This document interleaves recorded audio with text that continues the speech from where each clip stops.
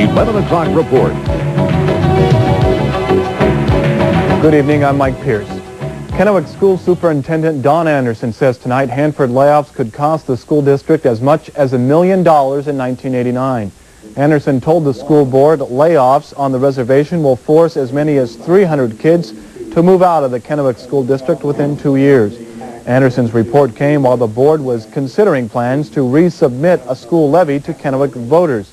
The district had its first levy voted down 3 weeks ago, but the board did not decide how much or how long the new levy will be for. Instead, they'll wait for a polling of Kennewick residents to be completed.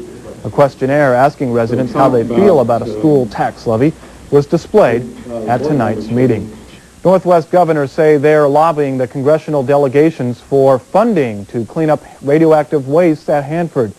Washington's Booth Gardner, Oregon's Neil Goldschmidt, and Idaho's Cecil Andrus are in Washington, D.C. for the National Governors Conference. The three met for 45 minutes today, and Gardner says they have agreed to present a united front. Gardner, Goldschmidt, and others with the Governors Association also met with President Reagan at the White House today. But neither Gardner nor Goldschmidt say they're particularly impressed with Reagan's commitment to welfare reform and increased education funding. Gardner called it a show. Goldschmidt says Reagan told some good stories, but it was nothing new. Gardner says he'll meet with the congressman over the next few days with the Hanford Reservation. At the top of his agenda, lawmakers are looking for new programs for Hanford now that the government has decided not to restart the N reactor.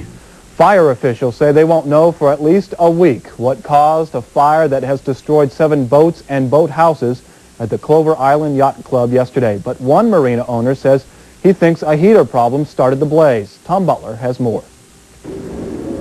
More than 20 firefighters from Kennewick, Pasco, Richland, and Walla Walla were called to dockside of the Columbia River Yacht Club early Sunday morning. Officials on the scene say flames shot up 200 to 300 feet. In all, 7 boats were destroyed. Officials estimate damage to be at least $500,000. Today, only charred portions of boathouse frames, along with piles of warped aluminum siding, remain. Submerged just under the surface of the water are 7 boats that had once occupied the yacht club's aquatic garages. Fire investigators say it will take more than a week to determine how the fire started. A nearby marina owner who helped fight the fire using a boat equipped with a water pump says he believes it was some kind of heating device that set off the blaze. I would say the possibilities could possibly be a heater or a heat lamp. Had there been a 20, 30, 40 mile an hour wind, it would have been almost impossible to control it because the gasoline was leaking or exploding out of the tanks, along with the fiberglass that was burning, which creates a very hot fire and a very toxic fire. And as the boats were burning and sinking, then the gasoline was coming to the top of the water and spreading out over the top of the water. And the only way we could possibly contain it was with the firemen using lots and lots of foam. Fire officials saying no one was seriously injured in the fire, but 3 firefighters were taken to the hospital for inhalation of toxic fiberglass fumes and smoke. In Kennewick, Tom Butler, KVEW News 42.